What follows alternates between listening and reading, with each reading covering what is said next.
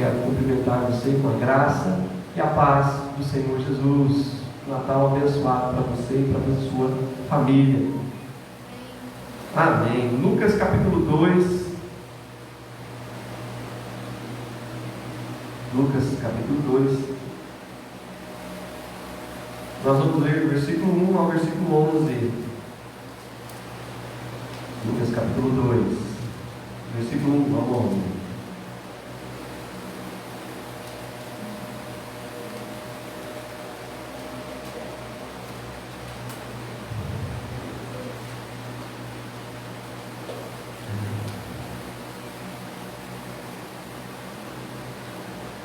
Amém? Os irmãos acharam? Amém.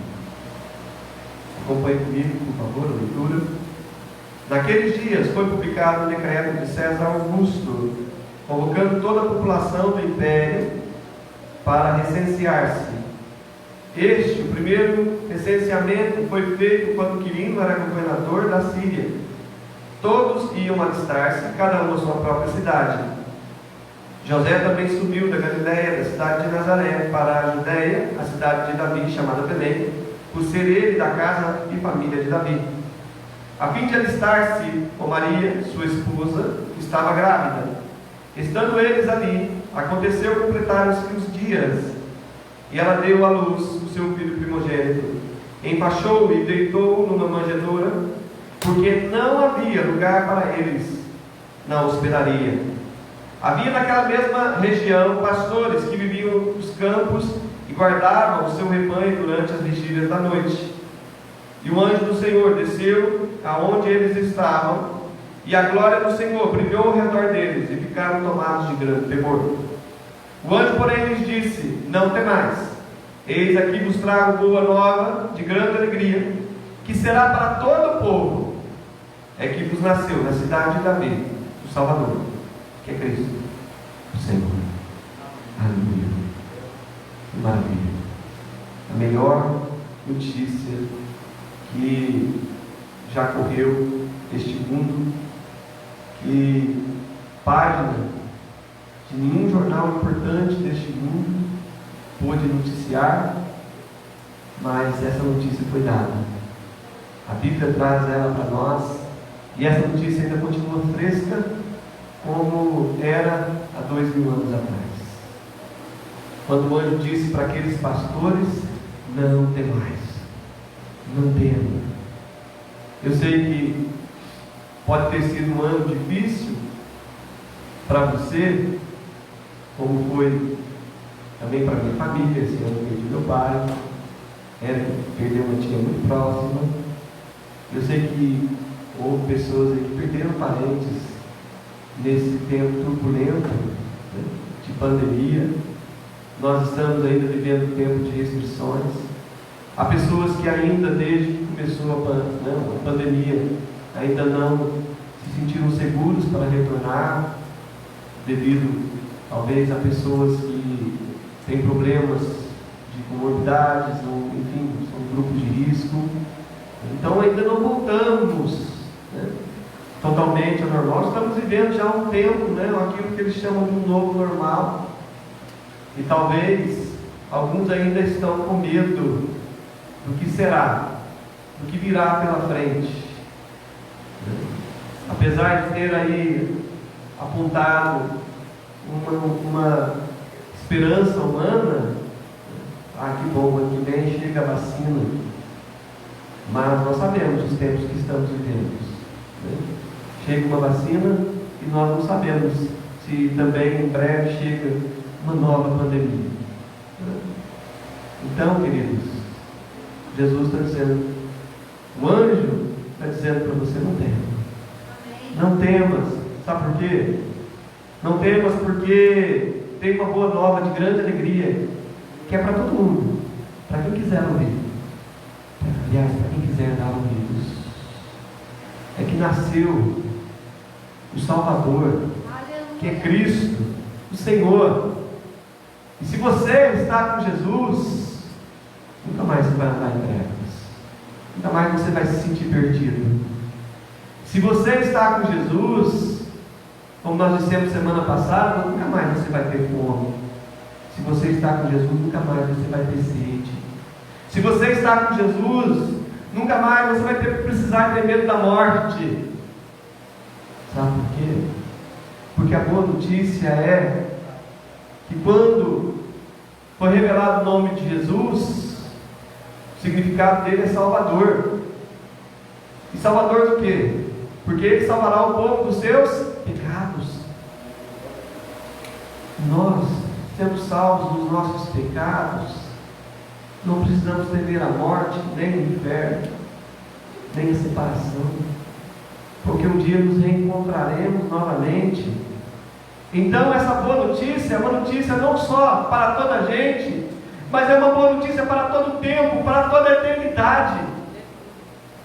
Porque se não fosse Jesus, você não teria esperança pela qual viver, razão pela qual existir. Mas porque Jesus existe e veio ao mundo, Ele é a nossa esperança que vive. E porque Ele vive, eu posso crer no amanhã. Amém? Que o final de tudo será feliz. Ainda que o momento presente seja um momento de tribulação, um momento de choro, de dor, mas eu te digo, não haverá nem pranto, nem choro, nem dor, nem doença, nem morte, quando o Felizes para sempre chegar. Amém? Nós conhecemos essa história. E eu quero enfatizar para você aqui o versículo 11, quando o anjo diz que nasceu o Salvador. Então, esse é o primeiro título, o primeiro ofício de Jesus, porque Ele veio para salvar. Essa foi a sua principal missão. E como eu disse para vocês, que em Mateus capítulo 1, versículo 21, o anjo havia dito a José: ela dará à luz a um filho, e lhe porás o nome de Jesus, porque ele salvará o seu povo dos pecados deles. Você pode tentar jogar o seu pecado para debaixo do tapete, você pode fingir que ele não existe, mas ele está lá, sempre escancarando-nos, com a sua cara feia. Querido, você não precisa negar o seu pecado, você não precisa jogá-lo para debaixo do tapete, porque já existe uma solução para o pecado. Se confessarmos nossos pecados, aquele que é fiel e justo vai nos perdoar de todos os pecados e nos purificará de toda a injustiça. Porque você não precisa viver mais longe de Deus por causa dos seus pecados, porque a Bíblia diz que os nossos pecados fazem separação entre nós e Deus. Mas você não precisa mais viver longe de Deus por causa dos seus pecados. Sabe por quê? Porque tem alguém que se fez homem como você, para que como o homem sofresse na sua carne toda dor, passasse por toda espécie de tentação, e para que também ele pudesse oferecer a si mesmo como sacrifício, como pagamento pelos nossos pecados. Porque a Bíblia diz que sem derramamento de sangue não há remissão de pecados. Então o sangue precisou ser derramado, porque o salário do pecado era a morte, e nós merecíamos morrer, mas alguém veio para morrer por nós. Mas este alguém que deveria vir para morrer por nós deveria ser perfeito. E Jesus, como eram perfeitos os sacrifícios oferecidos na época da lei, Jesus, homem perfeito, porque se nós nos oferecêssemos para pagar o nosso pecado, o pecado de alguém, através da nossa morte, mesmo que fosse voluntária, ela não teria validade alguma, porque nada mais seria o cumprimento da pena do pecado sobre nós. O salário do pecado é a morte, nós devemos morrer por causa dos nossos pecados. Mas Jesus, sem pecado, Ele veio, assim como por um homem entrou o pecado, por um só, que que viveu diante de Deus uma vida justa como um homem, ele tirou o pecado. O Cordeiro de Deus que tira o pecado do mundo. Tira o pecado meu, tira o pecado seu, tira o pecado de quem quiser não mais viver sobre o jugo do pecado. Jesus tinha tanta certeza da sua missão, e tão homem era, que ao ver se aproximar o momento da cruz, diante de tamanha dor, de saber de que tipo de morte que ele morreria, pois seria uma morte vergonhosa, seria uma morte cruenta, seria uma morte de cruz. E quando, ao chegar a este momento, ele confessa: agora minha alma está perturbada, o que eu direi? Pai, salva-me desta hora. Ele pergunta, mas ele responde, ele mesmo responde com um redundante não, eu vim precisamente com esse propósito, e para esta hora. Jesus tinha plena convicção do porquê ele havia vindo ao mundo, do porquê ele havia se encarnado. Embora a sua dor dizia para ele: está difícil, Pai, se possível passa de mim este cálice, mas se não for possível, seja feita a tua vontade. Vocês acham que ele estava pedindo para não ir à cruz? Claro que não. A Bíblia diz que toda oração de Jesus foi ouvida. Lá em Hebreus, ele ofereceu com fortes clamor, com clamor, súplicas diante de Deus a quem podia livrar da morte, porque Jesus estava suando sangue. Isso, quando a pessoa, você já ouviu alguém que tenha tido uma experiência semelhante? Ele poderia simplesmente ter um ataque cardíaco ou algo semelhante, quando ele estava ali no Getsêmanis, orando e orando e orando, por causa de uma perturbação incrível, uma batalha espiritual tremenda que ele estava passando. Sabe como é que o pai respondeu? Enviou um anjo para confortá-lo. Por isso que Jesus nunca deixou de ter uma oração respondida. Então Jesus ali foi livrado de uma morte prematura, para que ele pudesse encarar aquela que era a sua missão. Porque tanta convicção Jesus tinha, que quando Pedro disse, quando Jesus revela para os seus discípulos que ele haveria de morrer, Pedro diz para ele: mestre, não, o Senhor não tem pena de ti mesmo? Pedro, o que você está falando?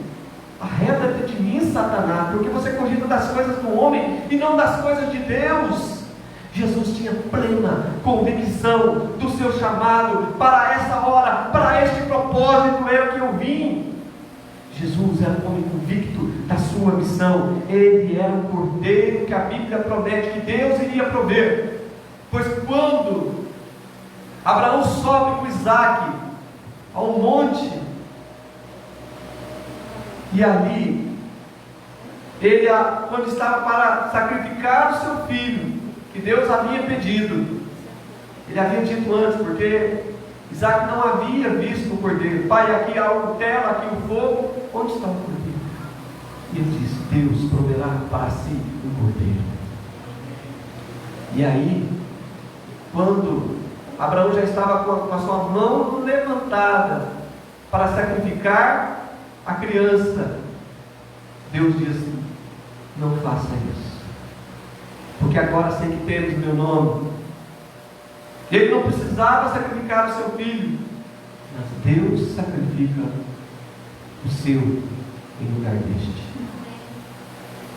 em lugar de mim, em lugar de você. Neste monte Deus proverá. Aquele lugar ficou chamado, ficou conhecido como lugar onde Deus proveria o cordeiro. Sabe onde que veio a ser aquele lugar futuramente? Exatamente Jerusalém. Exatamente naquele monte Deus proveu o cordeiro. Que maravilha! Veja como Deus é detalhista nas coisas que faz, né?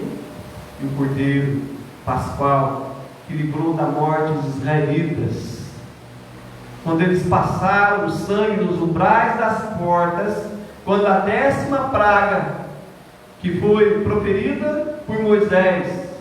O anjo passaria e mataria todos os primogênitos do Egito, mas sobre as casas, as quais tivessem a marca do sangue do cordeiro, o anjo passaria por cima. Então, queridos, Jesus é o cordeiro pascal, que nos livra da morte. Ele é o preço pelo nosso resgate. Quando alguém tinha um primogênito, o que ele precisava fazer? Oferecer um sacrifício, porque diz a palavra, o Senhor já havia determinado que todos os primogênitos seriam dele. Então, para que alguém pudesse resgatá-lo, tinha que oferecer um cordeiro em lugar do seu primogênito. Maravilha, hein? Então, com preço de resgate, a pessoa podia ter o seu primogênito, embora ele continuasse consagrado ao Senhor. E aí, quando nós vamos lá em Apocalipse, capítulo 5, no seu versículo 8, nós vamos ler exatamente: e quando João estava tendo uma visão, e viu um cordeiro, como que tinha sido morto, diz aí o versículo 6, e quando tomou o livro, os 4 seres viventes e os 24 anciãos prostraram-se diante do cordeiro, tendo cada um deles uma harpa e taças de ouro cheias de incenso, que são as orações dos santos, e entoaram um novo cântico, dizendo: digno és de tomar o livro, de abrir os selos, porque foste morto, e com teu sangue compraste para Deus os que procedem de toda tribo, língua, povo e nação, e para o nosso Deus constituístes reinos e sacerdotes, e reinarão sobre a terra. Nós um dia reinaremos com Cristo sobre a terra. Por quê? Porque nós fomos comprados por preço.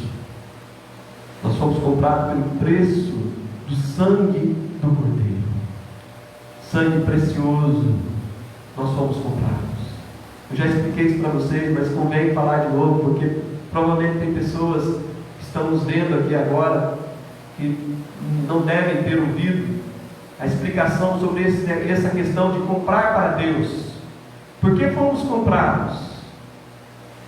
Se nós somos propriedade de Deus, por Ele termos sido criados, mas nós nos vendemos ao pecado, nós nos tornamos escravos de Satanás ao fazer a vontade da nossa própria carne e a vontade do inimigo.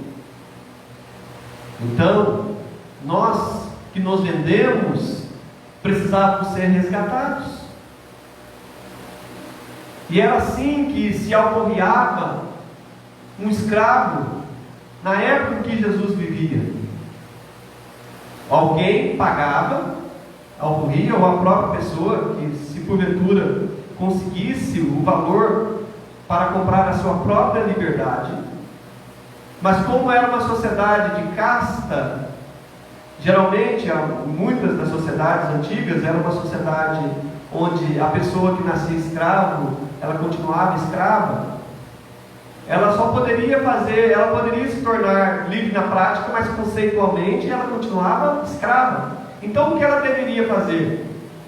Ela não dava o seu dinheiro diretamente ao seu senhor para comprar a sua liberdade. Ela depositava aos pés de um ídolo, e o ídolo com aquele e o seu senhor vinha e pegava o dinheiro aos pés do ídolo.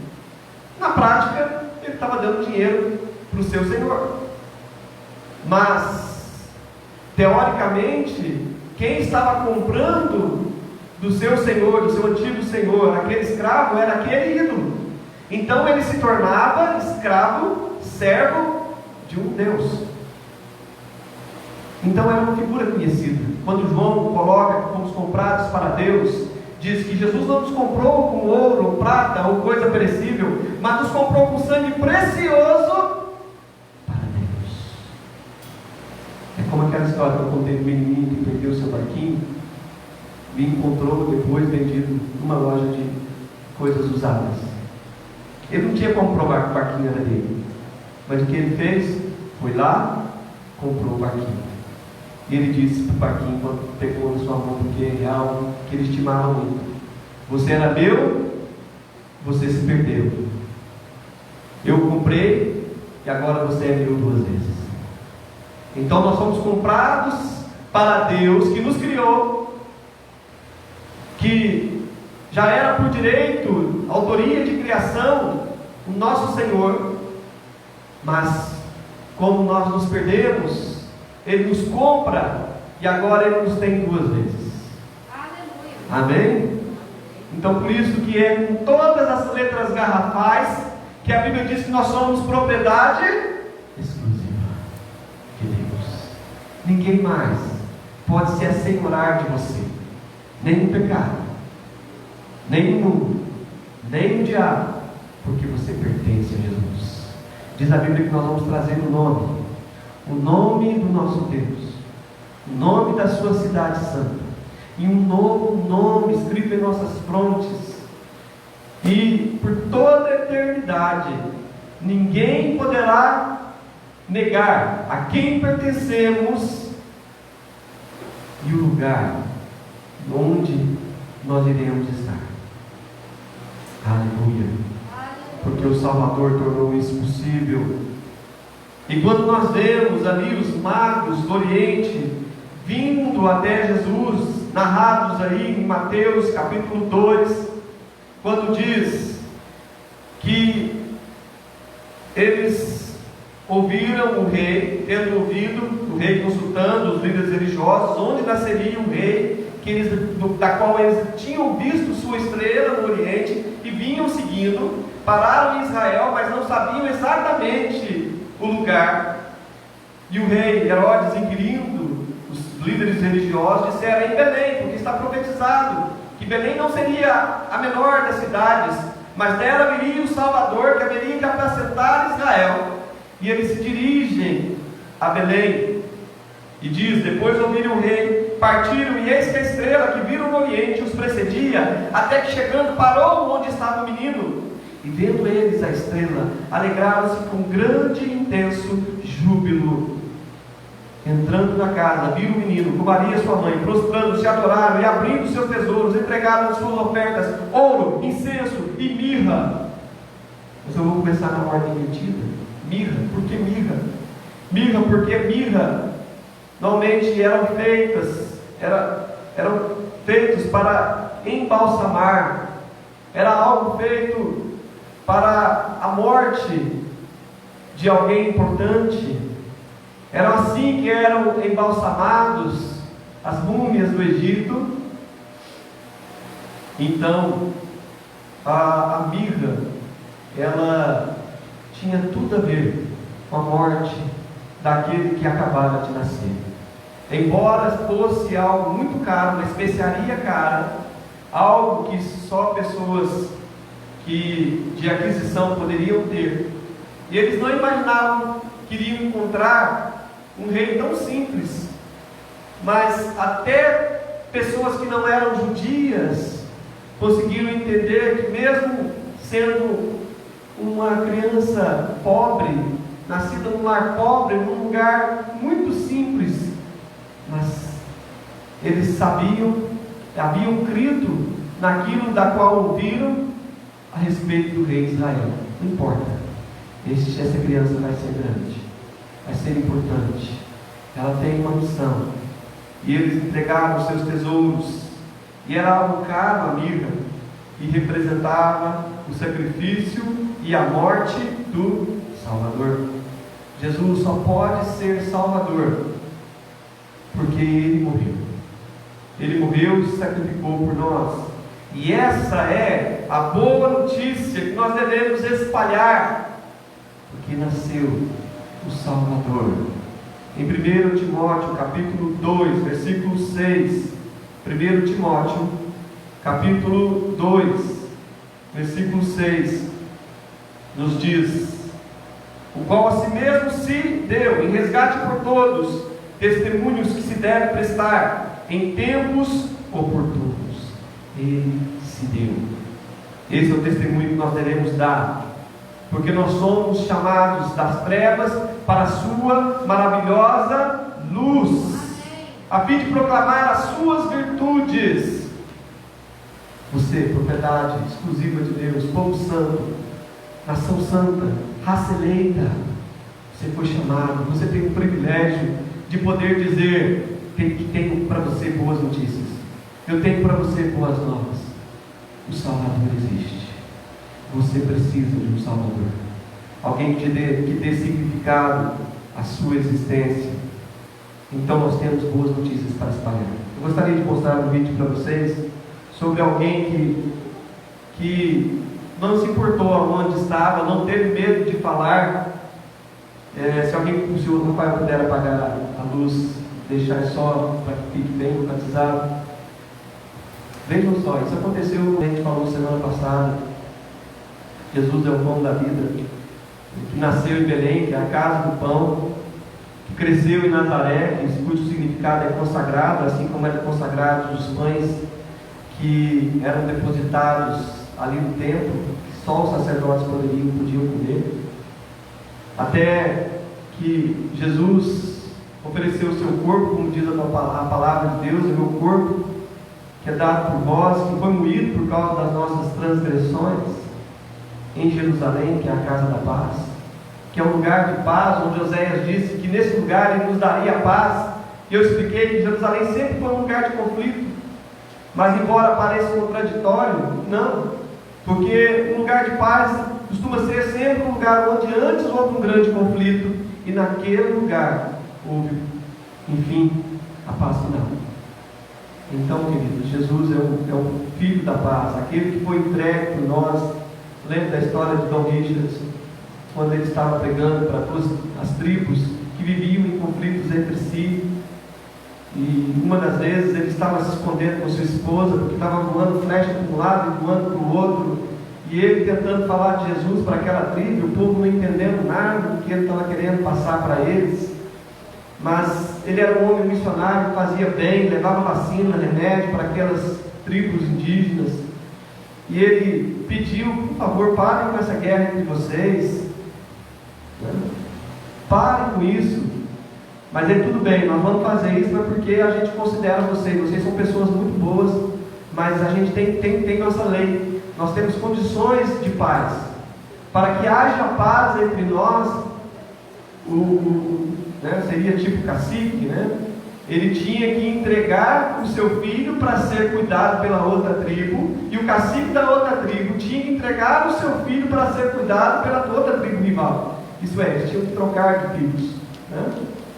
Isso está narrado no livro de Dom Richardson, chamado Totem da Paz. E aí a condição era, enquanto aquelas crianças, enquanto aqueles filhos vivessem, haveria paz entre aquela tribo, porque existia um representante de uma tribo vivendo na tribo rival, e da tribo rival vivendo no meio da sua tribo.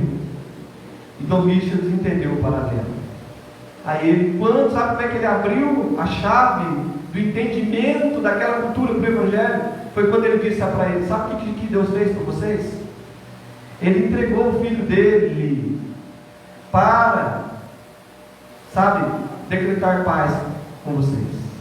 Aí eles entenderam: olha, Deus entregou o filho dele para viver entre nós, e nem pediu que nós entregássemos nosso filho para viver com ele. Ele fez isso, sabe para quê? Para decretar paz. Jesus é o Filho da paz. Quando diz Jesus Cristo, embora pareça ser um nome muito óbvio, o Salvador ungido, por que ninguém aceitava? O anjo falou que ele era o Salvador ungido, mas era muito comum no meio do povo de Israel ter nomes que louvavam a Deus. Deus é minha força, Deus é minha grandeza. O próprio nome Josué é uma derivação do nome, aliás, Jesus é uma derivação do nome de Josué. Salvador, salvação, meu Deus da salvação, coisas desse tipo. Então era comum. Ninguém estranhava que alguém aparecesse chamando o Salvador ungido. Mas ele era exatamente o que o nome dele dizia que ele era.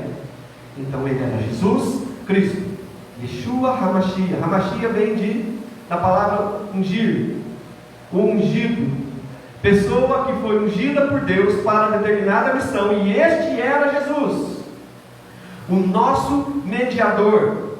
A Bíblia diz que existe um só mediador entre Deus e os homens, Jesus Cristo, homem. Ele veio ao mundo para mostrar ao mundo o Deus que Deus é, e para ensinar ao homem que o homem deve ser. Então Jesus era o perfeito homem e o perfeito Deus, numa só pessoa. O perfeito representante da humanidade diante de Deus e o perfeito representante de Deus diante da humanidade. Isso que o sacerdote deveria ser. Mas aqueles sacerdotes do Velho Testamento eram só figuras do verdadeiro e supremo sumo sacerdote, aquele que entraria no Santo dos Santos, que representava o lugar santíssimo, onde se assenta acima dos querubins o Rei da Glória. Diz que isso representava a tampa da Arca da Aliança, os querubins com as asas que cobriam o rosto, porque não podiam olhar a glória de Deus. E é ali que Deus se manifestava, seja no tabernáculo ou seja no templo, no lugar santíssimo. E ali, uma vez por ano, entrava o sumo sacerdote, levando o sangue, não o seu próprio sangue, mas o sangue de um sacrifício, mas porque ele era pecador, levava o sangue seu próprio, não, levava o sangue por si próprio, aliás, não o sangue dele, levava o sangue pelos pecados do povo, mas dele também. Jesus entrou levando quem? O seu próprio sangue, pelos nossos pecados. Isso está narrado em Hebreus 2,17, capítulo 4, 14 a 16, Hebreus 10, 19 a 21. Não vou abrir esses textos, por amor ao tempo, mas lá fala: nós temos um sumo sacerdote que pode se compadecer de nós, de nossas fraquezas, porque em tudo ele foi tentado. Então ele pode dizer: você foi traído? Eu também fui. Você foi negado? Eu também fui. Você foi desprezado? Eu também fui. Você foi escarnecido? Eu também fui. Seja qual for o tipo de sofrimento que você alega ter passado, que Deus não te compreende, eu tenho uma boa notícia para você: Deus te compreende. Deus sabe o que você está passando, porque diz a Bíblia que tudo ele foi tentado, mas não pecou. Então, você pode ir até a presença de Deus pelo novo caminho que Ele nos abriu através do seu sangue. É por isso que a Bíblia diz: entra com ousadia no Santo dos Santos, pelo novo caminho que Jesus nos abriu.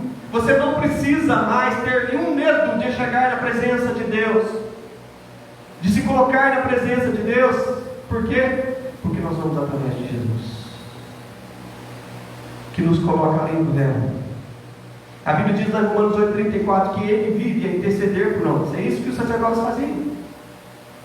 Os seus sacrifícios, os seus trabalhos no templo eram intercessórios, eram feitos pelo povo. Os sacrifícios, as ofertas, até ofertas pacíficas, que eram ofertas de gratidão, mesmo essas não poderiam ser entregues diretamente a Deus. Elas tinham que ser entregues através da mão de um profeta, da mão de um sacerdote. Tudo só poderia ser oferecido a Deus através do sacerdócio. Nós temos um sacerdote supremo, não da ordem de Arão, porque aquela estava circunscrita a um período de tempo, a uma dispensação, que era a dispensação da lei. Mas a ordem de Jesus, a ordem de Melquisedeque, aquele homem que não tinha, pelo menos não é narrado na Bíblia, intencionalmente, para mostrar que ele não tinha nem começo de dias, nem fim de dias. E ele era rei de Jerusalém, de Salém, rei da paz, quer dizer, simbolizando o príncipe da paz, né? E Melquisedeque significa rei de justiça. Que interessante, né? Os nomes, como que tudo. Mas Deus ele não faz as coisas aleatoriamente. Então ele é sacerdote segundo a ordem de Melquisedeque. Então, queridos, quando você ora, quando você adora, quando você se prostra diante de Deus, você acha que é o seu quebrantamento, você acha que é a sua contrição, as suas lágrimas que fazem você ser aceito por Deus? Você acha mesmo? Hebreus 13, versículo 15, versículo 16 diz: por meio de Jesus, pois, ofereçamos a Deus sempre sacrifícios de louvor, que é fruto de lábios que confessam o seu nome. Sabe o seu louvor essa noite? Ele chegou ao céu, sabe por causa de quem? Por causa de Jesus. É por meio dele. E diz até que nossas obras, não negligencieis igualmente a prática do bem, e a mútua cooperação, a ajuda que nós damos entre nós, e também fazendo bem às pessoas que necessitam, pois com tais sacrifícios Deus se compraz. Ele diz, igualmente, quer dizer, sacrifícios de lábios que confessam o nome, seja através de nossas orações, através do nosso louvor, sejam as nossas obras, o bem que fazemos ao nosso irmão, ou às pessoas que necessitam, só são aceitas por Deus, através de quem? Através de Jesus. Assim como as ofertas pacíficas eram aceitas por Deus, através da mão de um sacerdote, nós também temos um sumo sacerdote, que faz com que nossas obras, que a nossa dedicação, que a nossa devoção seja aceita por Deus, através dessa pessoa maravilhosa, Jesus Cristo, o ungido, o mediador, aquele que se colocou entre nós e Deus. É por isso que um dos magos, que eles oferecem a Jesus? Incenso.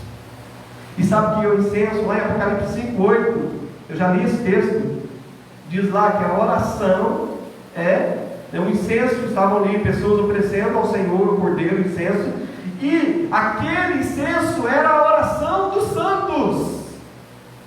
Então quando você ora, quando você adora, você está oferecendo incenso, que Paulo dizia que é como um aroma suave às narinas do Senhor dos Deus. E só Jesus pode oferecer a Deus este nosso incenso. Um rei, olha só, tentou fazer isso, o rei Uzias, lá em 2 Crônicas 26:28. Mas diz a palavra de Deus que quando ele saiu com o incensário nas mãos, os próprios sacerdotes falaram: a ti não compete tal coisa, senão aos sacerdotes ungidos por Deus para isso. Na mesma hora saiu lepra no rosto dele. Queridos, que maravilha! Deus é extremamente, elevadamente, magnificamente santo, que nós deveríamos ter um temor tremendo de estar na presença de um Deus tão santo. Sabe por que nós não somos fulminados? Porque Deus olha para nós pelos óculos de Jesus. Então quando Ele bota os óculos de Jesus, Ele pode nos olhar com compaixão e misericórdia. Ele vai ver o sacrifício que foi feito, o perdão que foi comprado para nós, o livre acesso à sua presença, através de Jesus. Que maravilha, hein? Quando a gente para meditar nas pessoas, na importância, na relevância, na significância de Jesus, a gente lembra quão a gente tem sido negligente com a pessoa de Jesus. E aí, quando nós vemos também uma das últimas ofertas que foram entregues, que foi o que? O ouro. O ouro, lembra o que era dado ao rei Salomão? Nem prata se dava mais a ele. O que era trazido, os tributos que lhe eram dados em ouro. E ali, eu já falei isso numa mensagem de quarta-feira, quando Jesus diz: aqui está alguém que é maior que Salomão. Então, querido, o nosso melhor, o melhor do nosso tempo, o melhor dos nossos recursos, o melhor das nossas energias, o melhor da nossa vida, da nossa juventude. Porque tem gente que quer servir a Deus quando vai ficar velho, né? Mas Deus quer o melhor. Então por isso que Ele diz: lembra-te, jovem, do teu Criador nos dias da tua mocidade. Dê o seu melhor para Deus. Enquanto você tem sua energia, você tem a sua perspicácia, porque Ele é digno do nosso Senhor. Quando a palavra de Deus diz: se você fizer do Senhor o seu ouro e sua prata escolhida, Ele é o Rei. Por isso que diz, Ele nasceu na cidade de Davi, o Salvador, que é Jesus Cristo, o Senhor. Quem é o Senhor? Quem governa sobre todas as coisas, senão o Rei da Glória, os Reis dos Reis, o Senhor do Senhor, aquele que foi prometido para Davi, lá no 2 Samuel 7, 12 a 14, quando o profeta chega diante de Davi e diz: olha, virá dias em que Virá, Deus preparará para si um sucessor, que governará sobre sua casa, e o seu reino será um reino para sempre. Como um ser humano poderia reinar para sempre? É claro que ele estava falando de um rei sobrenatural. É claro que ele estava falando de um rei, né, divino. E ali era a promessa. Era um descendente de Davi. Por isso que Davi, na palavra de Deus, é chamado filho de Davi. Filho de Davi. Muitos negaram a ver, mas o cego viu. Viu com os olhos da fé. E gritou: filho de Davi, tem misericórdia de mim. Ele era um descendente de Davi, o Messias.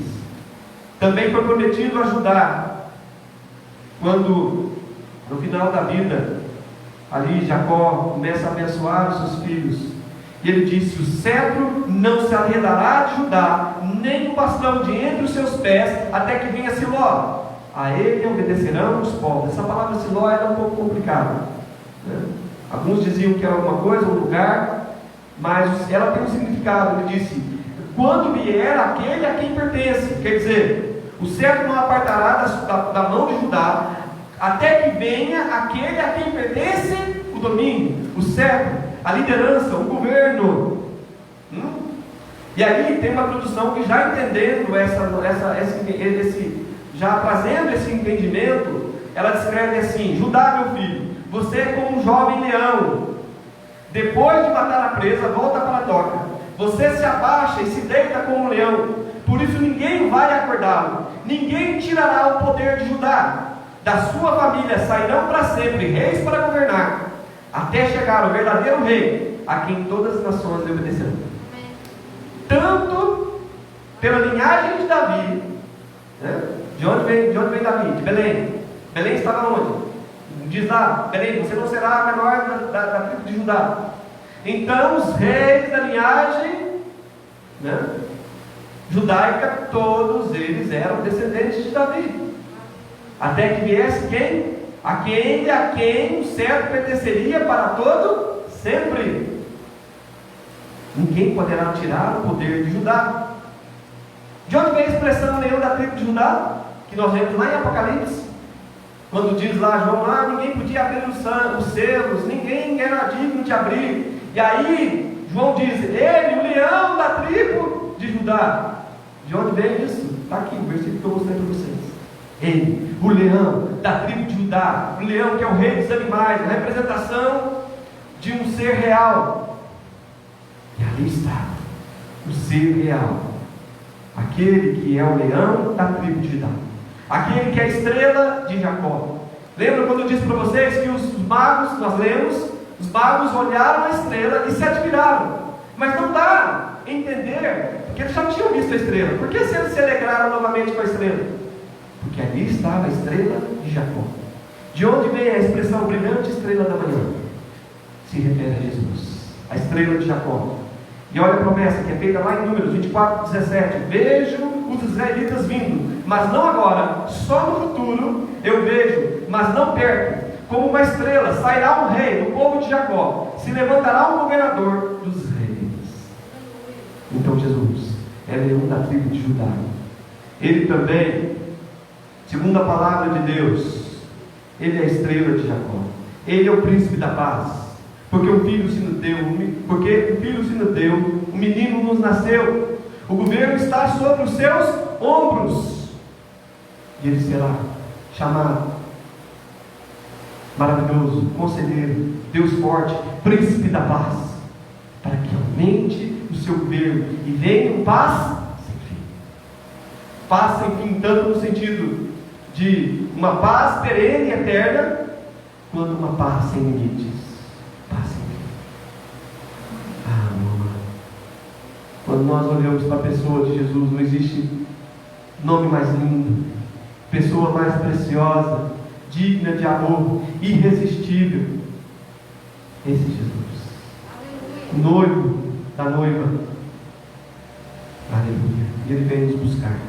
Rei dos reis, como diz a palavra, soberano dos reis da terra. Apocalipse 1:5. Apocalipse 19:16 diz: ele é o rei dos reis, trazia na sua coxa escrita: Rei dos reis, Senhor dos senhores. aquele que tem o governo sobre todas as coisas. Ninguém governa sem que seja com a permissão dele. Quando Pilatos diz: você não sabe que eu tenho poder para te tirar daqui? Jesus diz para ele: nenhum poder você teria sobre mim se não te fosse dado. Então ele governa sobre todas as coisas. Embora líderes de nações e reis cometam injustiça, saibam que ele governa sob a anuência, a permissão de Deus. Eles vão dar conta diante do Senhor dos seus atos. E nós concluímos então que Jesus esteve entre nós. E como ele esteve com uma riqueza que era uma riqueza interior e não uma riqueza exterior, não nasceu em palácios, não veio com grande pompa. Muitos não o reconheceram. No primeiro Natal, que deu origem à data que nós comemoramos, essa semana que está entrando, e nós já temos comemorado, muitas igrejas já têm comemorado em dias diferentes, com cantatas, com especiais, com cultos, enfim. Então esse dia não existia ainda, porque naquele primeiro Natal não era Natal. Interessante, né? Veio a ser Natal quando a data se tornou reconhecida. Não havia lugar para Jesus ficar, porque estava ali um homem pobre, casado com uma pobre mulher, que não tinha um lugar onde ficar. Diz a palavra de Deus em Mateus 2,7. E mesmo quando Jesus havia se tornado alguém relevante, nós vemos ali na Páscoa, que tanto o Natal quanto a Páscoa remetem à pessoa de Jesus. Jesus já havia feito milagres, Jesus já estava pregando, Jesus já estava realizando os seus atos, mas Jesus ainda caminhava no meio das pessoas, às vezes anonimamente, às vezes se as pessoas não tivessem visto ou tivesse acabado de presenciar alguma coisa, ou se ele não tivesse acabado de pregar. Por quê? Porque ele era comum de nós, diz a palavra. Nenhuma formosura, nada de especial, era uma pessoa comum. Então, diz a Bíblia em João 12, versículo 20 ao versículo 23, 12, 20 ao 23. Ora, estes que subiram para adorar durante a festa, havia alguns gregos. Estes, pois, se dirigiram a Filipe, que era de Betsaida, da Galileia, e lhe rogaram: Senhor, queremos ver Jesus. Filipe foi dizer ao André e Filipe comunicaram a Jesus. Respondeu-lhe Jesus: é chegada a hora de ser glorificado o Filho do mundo. Estava chegando o momento de Jesus ir para a cruz. E no meio de tantos judeus, alguns gregos queriam ver Jesus. Gente que não era nem judeu de nascimento, mas queriam ver Jesus. E foram até um dos seus discípulos: quem é Jesus? Mostre-me Jesus. Filipe fala com André fala com Jesus. Querido, nós estamos no meio da festa. Assim era a Páscoa. A Páscoa era um dia, era como o Natal para nós. Para os judeus, estavam comprando cordeiro, comprando ervas amargas, fazendo pão sem fermento, correndo para lá e para cá, gente se topando no meio das ruas de Jerusalém, porque vinha gente de todo lugar do mundo da época, judeus convertidos, judeus que moravam fora. Então, assim como na época que Jesus nasceu também, os lugares de hospedaria ficavam cheios, as pessoas se importavam com tudo. Como? Onde a gente vai comprar o cordeiro? Como é que a gente vai fazer? Onde a gente vai comemorar a Páscoa? Que lugar? Tem que arrumar a casa, e isso e aquilo, e assim estão as pessoas. Compra peru, cadê o pernil? Tem que comprar refrigerante, tem que comprar os presentes do amigo oculto, isso. Nossa, tem muito trabalho, e tem isso, e tem aquilo outro, e aquilo outro. E cadê? E quando vê, está tudo reunido. Chegou a hora. Nossa, ainda bem que o pernil assou a tempo. Chegou as nossas visitas. E Jesus: eis que estou à porta e bato. Se alguém ouvir a minha voz e abrir a porta, eu cearei com ele e ele comigo. Você quer ter festa no seu coração? Quer ter festa na sua vida? na época em que dizem comemorar o nascimento do Salvador, do Rei, do ungido, né? Que não seja simplesmente a festa da família, né? A festa, o dia de as pessoas beber, comer, e Jesus não tem lugar para ficar. A Bíblia diz que ele veio para que eram os seus não o receberam. Mas a Bíblia diz que todos quanto receberam, deu-lhes o poder de serem feitos filhos de Deus. Você não consegue ser filho de Deus pela sua própria força, porque isso não vem de nós, é dom de Deus. Porque diz que não dá vontade de nascer, não dá vontade do homem, nem da carne, mas de Deus. Se você receber Jesus na sua vida, você vai ser uma nova criatura. Você vai se tornar filho de Deus. Você vai receber o poder de ser filho de Deus. Sabe o que você acha difícil de fazer? Ser crente é muito difícil. Você vai se tornar. Você vai receber o poder de ser filho de Deus. Como é que nós recebemos a Cristo? Crendo. Como é que nós continuamos recebendo a Cristo? Jesus disse que aquele que receber uma criança em seu nome, a ele recebe. Abençoa as crianças, ensina as crianças, encaminha as crianças, ore por elas, põe as mãos sobre a cabeça delas, as abençoa. Diz a palavra ainda que aquele que recebe, aquele que vem em meu nome, a mim me recebe. Porque alguns, abençoando pessoas como esta, sem saber acolheram anjos. Então abençoa aqueles que têm feito a obra de Deus, obreiros, missionários, pessoas que estão dedicando o seu tempo e sua vida. Porque aquele que recebe um profeta e abençoa com um copo de água que seja, diz a Bíblia que receberá o galardão do profeta. Como que eu posso receber a Jesus? Como que eu posso honrar a Jesus? Jesus disse que toda vez que você visitar alguém na cadeia, ou visitar essa pessoa quando ela estiver enferma, ou abençoar alguém, der pão para comer ao faminto, der água para o sedento, toda vez que você fizer a alguém, a ele você vai ter feito. Então lembre-se, as pessoas ficam muito bonzinhas no Natal, né? Tem um espírito de Natal embaixo nas pessoas, misericórdia, né? As pessoas ficam bonzinhas nessa época, né? Mas Natal é todo dia. A pessoa não vai conseguir comer uma comida especial no Natal e ficar alimentada o resto dos 364 ou 65 dias do ano.